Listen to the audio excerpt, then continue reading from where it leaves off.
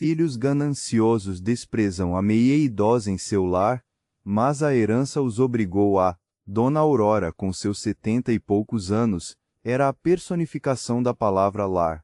Sua casa, um chalé antigo com paredes de rira e um jardim que parecia abraçar quem chegava, era um refúgio de paz no coração do vilarejo de Serralva. Ali, entre o cheiro do bolo de fubá e o canto dos passarinhos, ela passava seus dias regando as roseiras e conversando com a vizinha, Dona Margarida. O sorriso acolhedor de Dona Aurora era como um bálsamo para as almas cansadas, mas por trás daquele brilho sereno nos olhos, havia uma pontada de solidão. Seus filhos, Ricardo, Léo e Vera, e a nora, Jéssica, raramente a visitavam. As ligações eram protocolares, apressadas, e sempre terminavam com a promessa vazia de "logo mais eu apareço, mãe". Dona Aurora via nos olhos deles não o carinho, mas um brilho de antecipação, uma espécie de contagem regressiva para algo que ela sentia, mas se recusava a nomear. Apenas Carolina, sua neta, filha de Léo, era a exceção.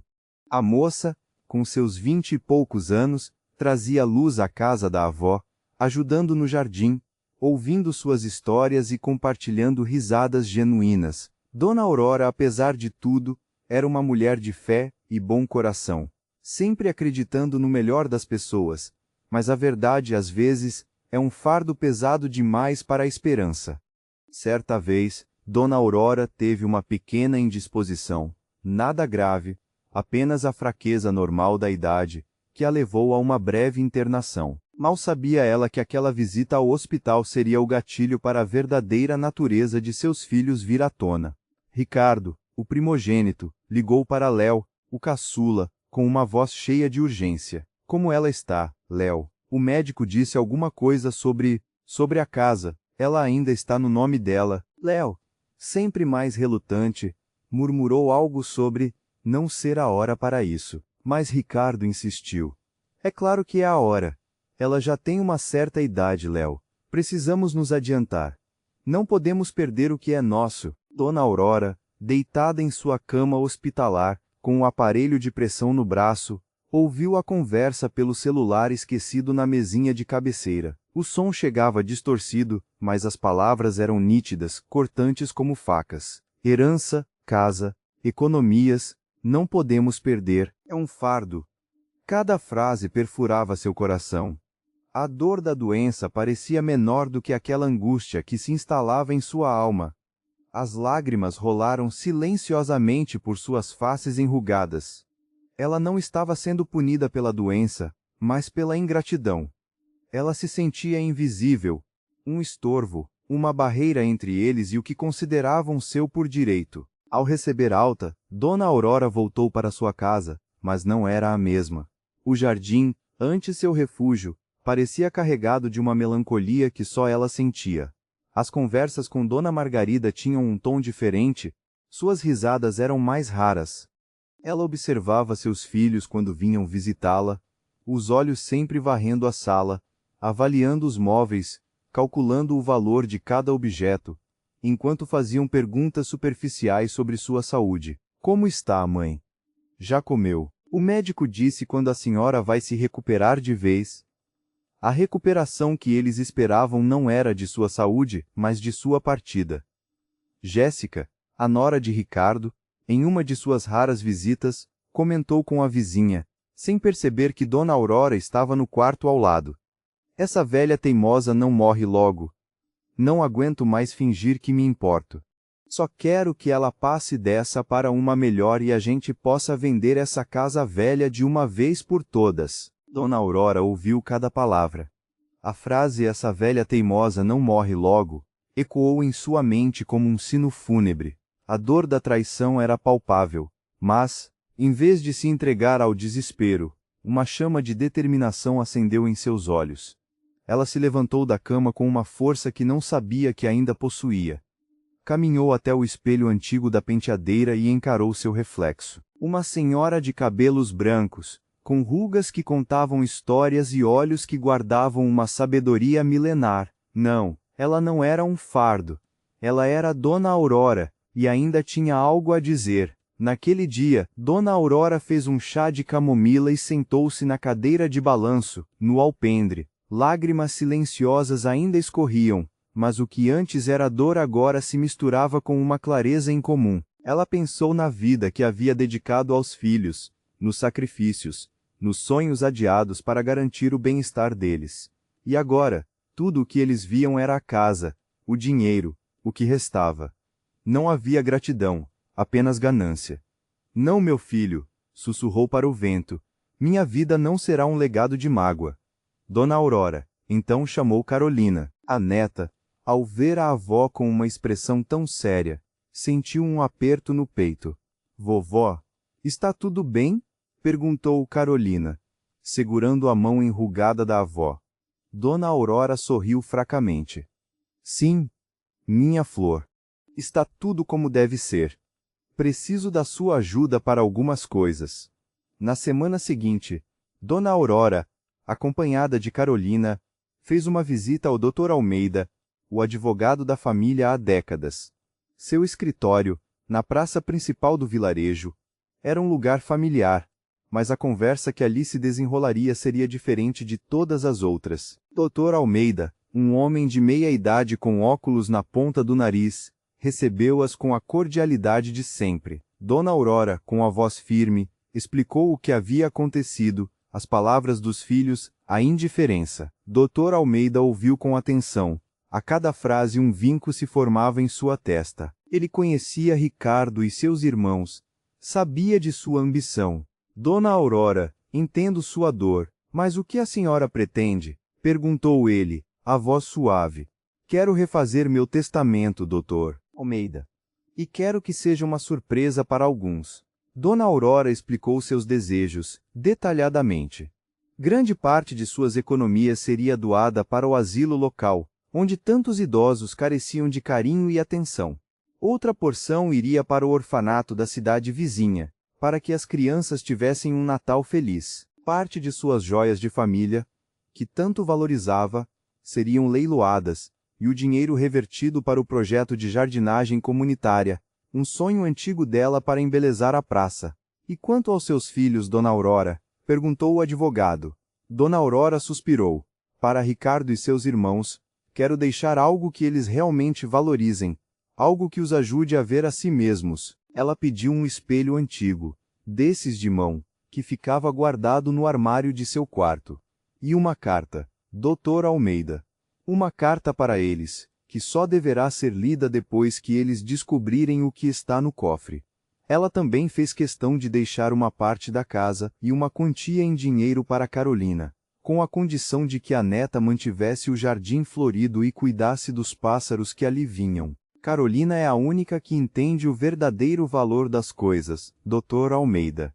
Não quero que ela se preocupe com dinheiro, mas que possa continuar cultivando a beleza e a bondade.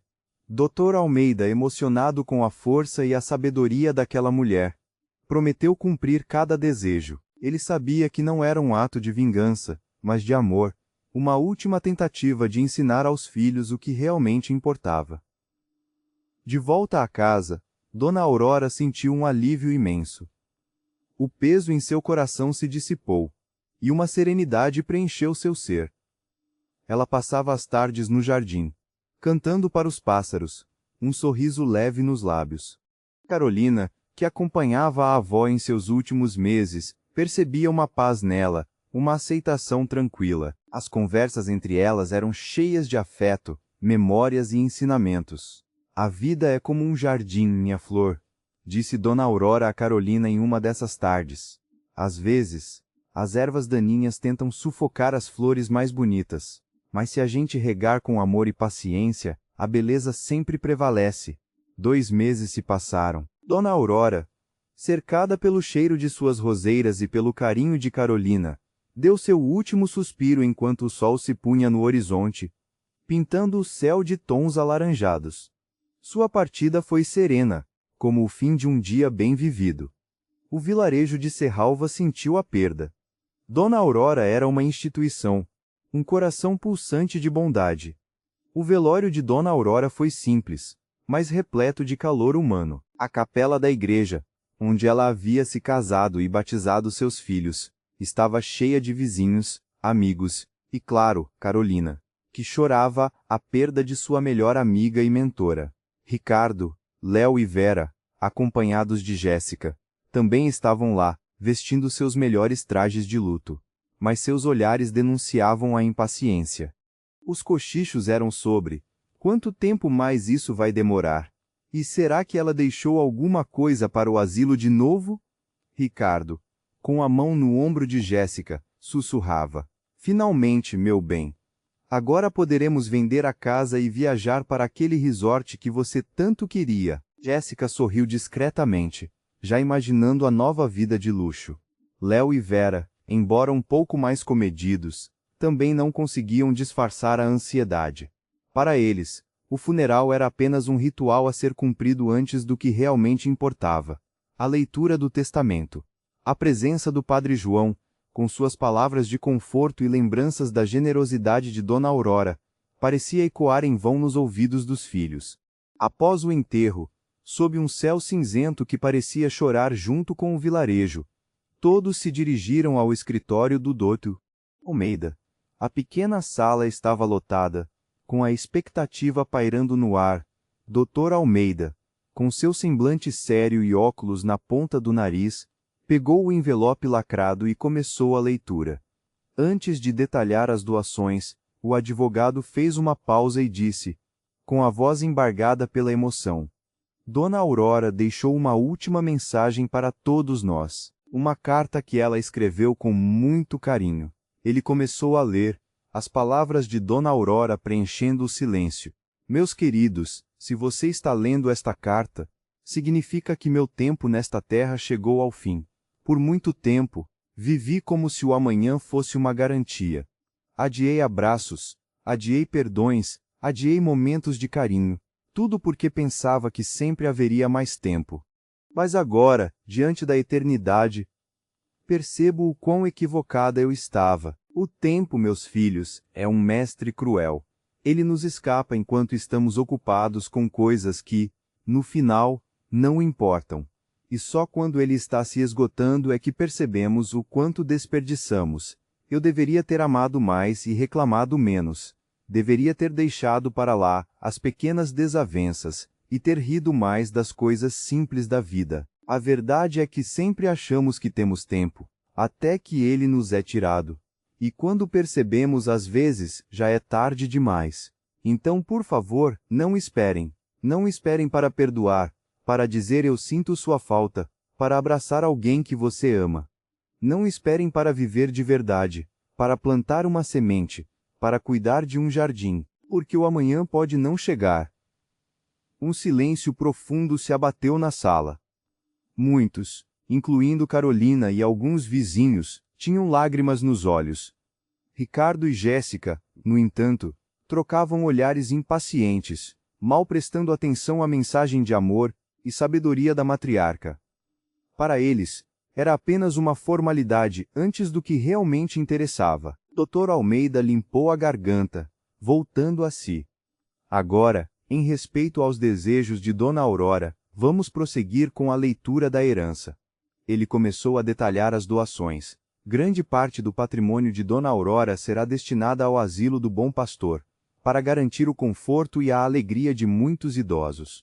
Uma porção significativa irá para o Orfanato Esperança, para que as crianças tenham um futuro mais promissor. As joias de família serão leiloadas, e o valor será integralmente revertido para o projeto Jardim da Comunidade, que revitalizará a praça do vilarejo. Ricardo e Jéssica bufaram, suas faces contorcidas em descontentamento. Que absurdo! Quanta bobagem! Esse dinheiro deveria ser nosso, sussurrou Ricardo para Jéssica. O Dr. Almeida ignorou a interrupção e continuou. Para sua neta, Carolina, Dona Aurora deixou a casa da família, com a condição de que ela cuide do jardim e mantenha o legado de amor e cuidado que ela sempre cultivou. Além disso, uma quantia em dinheiro para que Carolina possa continuar seus estudos e projetos comunitários. Carolina, que até então estava em choque pela emoção da carta, arregalou os olhos, lágrimas de gratidão escorrendo pelo rosto. Ela abraçou o advogado, mal conseguindo acreditar na generosidade de sua avó. Ricardo, Léo e Vera estavam indignados. Mas e nós, Dr. Almeida, os filhos dela, não ganhamos nada? Perguntou Ricardo, a voz carregada de fúria contida. Dr. Almeida, com a calma de um juiz, pegou um pequeno envelope lacrado sobre a mesa. Quanto aos seus filhos, Ricardo, Léo e Vera, Dona Aurora deixou algo de grande valor, guardado em um cofre no banco da vila. Uma senha será entregue a você, Ricardo, para acesso exclusivo ao conteúdo, que deverá ser compartilhado com seus irmãos. Ricardo sorriu, um brilho de esperança acendendo em seus olhos. Ah, sabia! Ela não nos esqueceria. Viu, Jéssica? É o nosso dinheiro. Ele agarrou o envelope das mãos do advogado, a excitação quase palpável. Sem esperar o fim da leitura, Ricardo e Jéssica se levantaram abruptamente. Vamos! Disse Ricardo, puxando a esposa pela mão. Léo e Vera, embora um pouco mais comedidos, também saíram apressados. Eles mal se despediram dos presentes, o pensamento fixo na promessa de riqueza. Correram para o carro, o motor roncando enquanto aceleravam pelas ruas do vilarejo em direção ao banco. A mente de Ricardo fervilhava com a visão de barras de ouro, pilhas de dinheiro, ações. Joias da vovó, dinheiro escondido. Ela sabia que eu merecia, pensava ele, apertando o envelope com força. Ao chegarem ao banco da vila, o gerente os guiou até a área dos cofres. O silêncio do local reforçava a solenidade do momento. Com mãos trêmulas de expectativa, Ricardo inseriu a senha no painel. O clique mecânico da trava ressoou. O cofre se abriu. Ricardo inclinou-se para dentro, seu coração disparado de antecipação. Mas, ao ver o conteúdo, ele congelou. Havia apenas algo pequeno, um brilho discreto no fundo. Fernando, o que foi? O que tem aí? Perguntou Jéssica, a voz impaciente. Ricardo não respondeu, ficou parado, encarando o que estava à sua frente. Um espelho de mão. Um simples espelho antigo, desses que a avó usava para arrumar o cabelo. Não havia mais nada. O que é isso? Murmurou, o olhar fixo em seu próprio reflexo, o rosto pálido e distorcido. Jéssica se aproximou, a testa franzida. Mas, antes que ela pudesse falar, Ricardo notou algo mais no cofre. Um envelope ligeiramente dobrado repousava ao lado do espelho. Suas mãos, agora trêmulas de frustração e confusão, pegaram o envelope com um movimento brusco. Ele o rasgou, a fúria crescendo. Dentro, uma única folha com a caligrafia inconfundível de Dona Aurora. Ricardo começou a ler. A carta dizia: Meus filhos Ricardo, Léo e Vera, vocês sempre amaram a própria imagem e o que podiam obter.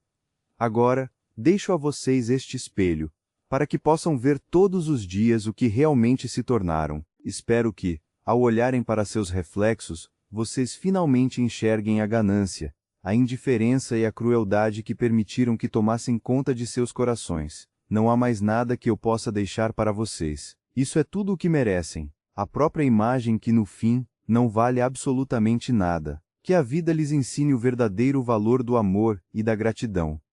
O bilhete caiu das mãos de Ricardo. Ele não havia herdado nada além da verdade brutal sobre si mesmo, refletida naquele objeto simples e cruel. Seu corpo, antes tenso de expectativa, pareceu desmoronar. Ele olhou para o espelho de novo. O rosto de um homem destruído o encarava de volta. Tudo o que ele havia sonhado, a fortuna, o poder, havia se desfeito. A única coisa que restava era ele mesmo. E a verdade que Dona Aurora, mesmo após a morte, lhe entregara. Jéssica observava em silêncio, enquanto Ricardo permanecia parado, encarando o espelho como se não conseguisse processar o que acabara de acontecer. A tensão no ar era quase tangível. O homem que minutos atrás transbordava confiança agora estava à beira do desespero, seus ombros caídos, as mãos ainda trêmulas. Jéssica se aproximou lentamente, olhando para o objeto com desprezo. Então, é só isso? disse ela, cruzando os braços e fitando o espelho com uma expressão fria. Sua voz carregava uma frieza calculada que fez Ricardo erguer os olhos, ainda confuso, como se buscasse alguma explicação ou conforto. Não pode ser, murmurou ele mais para si do que para ela. O eco de sua voz parecia vazio. Não pode acabar assim. Não pode ser tudo o que ela deixou. Jéssica soltou uma risada curta e seca, sem qualquer traço de humor. Claro que pode, Ricardo. Você realmente achou que sua mãe era tão boba assim, que ia simplesmente deixar uma fortuna para você e eu aproveitarmos juntos? Ricardo piscou, a incredulidade ainda pairando sobre ele, como se estivesse preso em um pesadelo. Jéssica deu um passo para trás, seus olhos analisando o homem à sua frente, como se estivesse enxergando alguém que ela mal conhecia. Eu te vi planejar isso por meses, nos mínimos detalhes, e agora tudo o que você tem é um espelho. Ela riu novamente, desta vez com um tom quase cruel. Ricardo não respondeu. Ele estava paralisado, como se as palavras de Jéssica não pudessem penetrar o muro de negação que ele tentava manter em pé. Mas Jéssica não parou. Havia uma raiva reprimida crescendo dentro dela, uma frustração que ela não conseguia mais conter. Eu apostei em você, Ricardo. Eu joguei todas as minhas fichas, acreditando que você me levaria para essa vida de luxo, que conseguiríamos escapar desse inferno. E agora, o que você tem para me oferecer? Ela apontou para o espelho, o desgosto evidente em cada palavra. Isso é o que você conseguiu.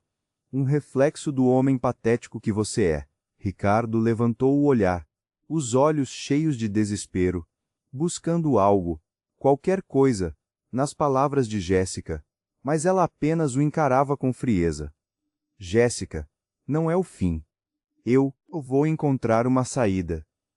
Ele tentou segurar o braço dela, mas Jéssica o afastou com um movimento rápido, como se estivesse repelindo algo sujo.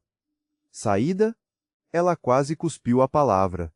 Não existe saída, Ricardo. Você está acabado, sem dinheiro, sem futuro, e honestamente, sem mim. As palavras atingiram Ricardo como um soco no estômago. O silêncio entre eles era sufocante, o som distante dos funcionários do banco, parecendo uma lembrança de um mundo que ele não fazia mais parte. Você vai me abandonar agora? Ele perguntou, a voz trêmula, como se estivesse tentando segurar o que restava de sua dignidade. Jéssica soltou uma risada amarga, os olhos brilhando com uma mistura de raiva e frustração. Acorda, Ricardo. Eu nunca estive realmente com você. Eu estava com a sua ambição, com o seu dinheiro, com a promessa de uma vida melhor. Mas com você, não. Você foi só um meio para um fim. E agora que esse fim nunca vai acontecer, eu não preciso mais de você. Ricardo abriu a boca para responder, mas as palavras não saíram. Jéssica deu um passo para trás, ajeitando a bolsa em um gesto rápido, pronta para sair. Adeus, Ricardo, disse ela por cima do ombro, sem sequer olhar para trás. Aproveite seu espelho. Ele é tudo o que você tem agora. O som dos saltos de Jéssica ecoou pelo corredor, cada passo mais distante até desaparecer por completo. Ricardo ficou parado sozinho na sala do cofre, o silêncio sendo quebrado apenas pelo eco de seus próprios pensamentos e o reflexo cruel de sua própria imagem. Ele olhou para o espelho uma última vez, o rosto vazio que o encarava. Dona Aurora tinha razão. Ele havia sido derrotado. E a única coisa que restava agora era o reflexo de um completo idiota. Enquanto Ricardo e Jéssica enfrentavam sua amarga verdade, Carolina assumia com carinho a casa de Dona Aurora. O jardim, antes um refúgio da avó, florescia ainda mais sob seus cuidados, tornando-se um símbolo de resiliência e amor. Ela honrou o legado de Dona Aurora, transformando a casa em um centro de atividades comunitárias, onde vizinhos se reuniam para aulas de jardinagem, oficinas de artesanato e rodas de conversa, tudo mantendo vivo o espírito acolhedor da matriarca. As doações de Dona Aurora transformaram a realidade do Asilo do Bom Pastor e do Orfanato Esperança, levando dignidade e alegria a muitos. O jardim da comunidade revitalizou a praça, tornando-a um lugar de encontro e beleza, exatamente como Dona Aurora sonhara. Assim, Dona Aurora, mesmo após sua partida, foi exaltada não por riquezas materiais, mas pela imensa sabedoria e generosidade que deixou. Sua história se tornou um lembrete poderoso de que o verdadeiro valor da vida não está no que acumulamos, mas no amor que cultivamos e nas sementes de bondade que plantamos. Ela se tornou a inspiração para Serralva, uma heroína da simplicidade e da virtude, cujo legado de afeto e justiça ecoaria por gerações, provando que a verdadeira herança é aquela que reside no coração. E aí, você acha que Dona Aurora deu a seus filhos a lição que realmente mereciam? Deixe sua opinião nos comentários. Comente abaixo o que achou dessa história e de qual cidade você está nos assistindo. Deixe seu like e se inscreva para que juntos possamos construir uma imensa comunidade que compartilha histórias inspiradoras. Te espero no próximo vídeo.